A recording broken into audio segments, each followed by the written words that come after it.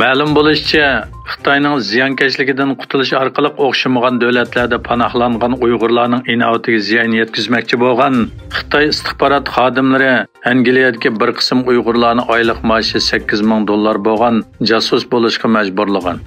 Angliya tarafçısı LPC erişken telefon xatirasiga qaraganda, gumonli Xitoy istixborot xodimi bir Uyg'urga tahdid solgan. Arman ismli bir Uyg'ur erning deyishicha, Xitoy amaldori uningdan Angliyadagi namoyish va Uyg'ur mahalli yig'ilishiga kimlarning qatnashganligini aniqlab doklad qilish talab qilingan.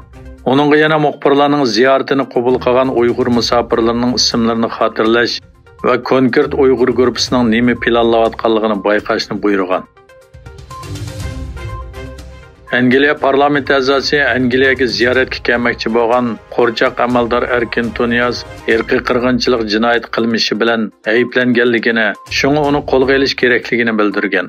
Atalmış Uyg'ur avtonom rayonining qo'rchoq raisi Erkin Tunyazning oldingi hafta amaldan qoldirilgan Angliya va bir qancha Yevropa ittifoqi davlatlarini ziyorat qilish masalasi Angliyada qattiq g'ulg'ul paydo qilgan edi.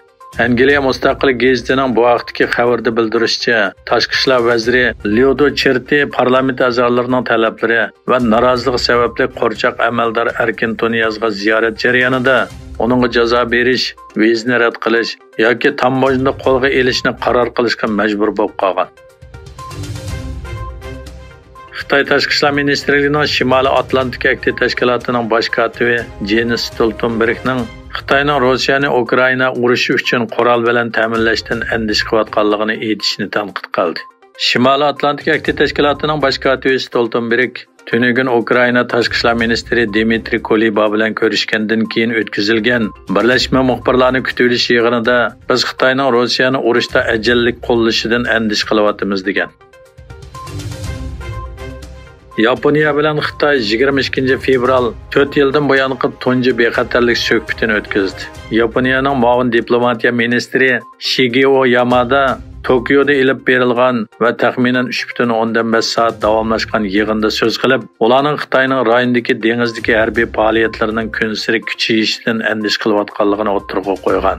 Xitoyning muavin tashqi ishlar ministri Sun Weidong Dövletining o'tgan yili Yaponiyaning yangilangan mudofaa siyosiy hujjatlari va Tayvanga tutgan pozitsiyasidan andish qilganligini bildirgan.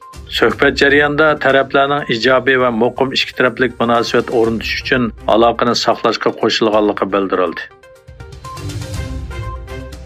Rossiya tashqi ishlar ministri Sergey Lavrov Moskvada Xitoy Kompartiyasi tashqi munosabatlar markaziy komitetining mudiri Wang Yi bilan ko'rishdi. Lavrov poytaxt Moskvada o'tkazilgan yig'inning beshida so'z qilib, Rossiya bilan Xitoy munosabatining muqim va hayotiy kuchga to'lganligini bayon qildi. Wang Yi bilan ko'rishgan Rossiya prezidenti Putin ikki davlat munosabatining har sohada olg'a ilgarilayotganligini ko'rsatib mundaq dedi. Rossiya bilan Xitoyning munosabati ilgirki yillardagidek davomlashmoqda. Hamma ish kelgusiga nazar soladi. Biz yangi obidalarni qoldirib ketyapmiz. Egilishicha, Facebook, Instagram va WhatsAppning sohibi bo'lgan Meta shirkati yana minglagan xodim qisqartirishni planlagan. Bu haqda noma'lum manbalarni asos qilgan Washington pochtasi gazetining xabariga qaraganda, Meta'ning minglagan xizmatchilarga ta'sir ko'rsatadigan qayta tashkillash va tuvallatish bosqichiga tayyorlik qilayotganligi ko'rsatilgan.